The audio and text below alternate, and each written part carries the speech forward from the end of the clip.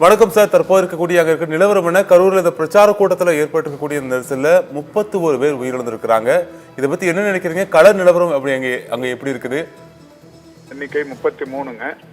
6 குழந்தைகள், 17 பெண்கள், 9 ஆண்கள் என்று இதுவரை 33 உடல்கள் இறந்த நிலையிலேயே மருத்துவமனைக்கு அழைத்து கொண்டு வரப்பட்டிருக்கிறது.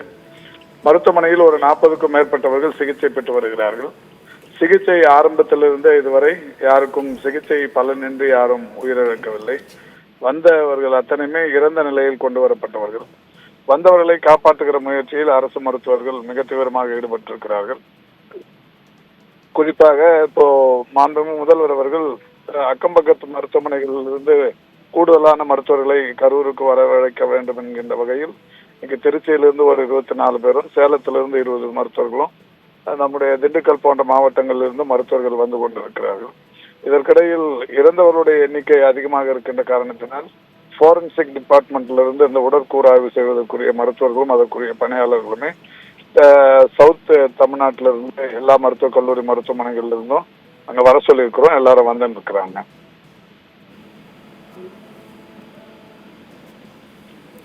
சார், நாளைக்கு முதலமைச்சர் கரூருக்கு வர இருக்காங்க. தற்போது காலையில வராங்க. நான் இப்போ கார்ல போயின்னு இருக்கிறோம்.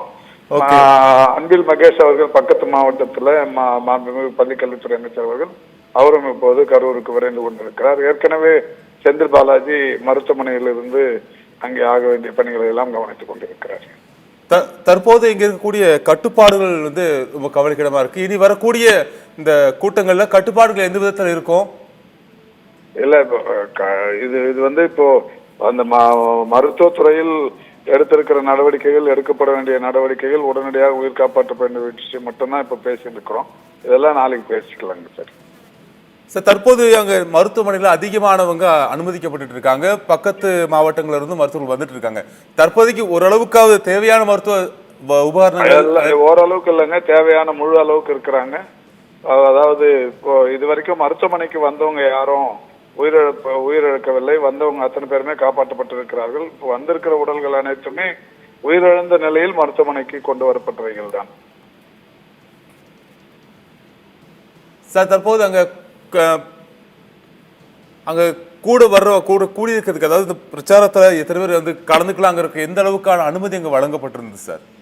என்னங்க,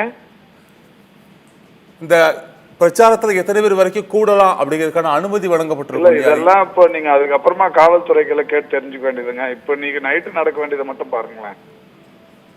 சார். நன்றி சார், தகவலுக்கு நன்றி சார்.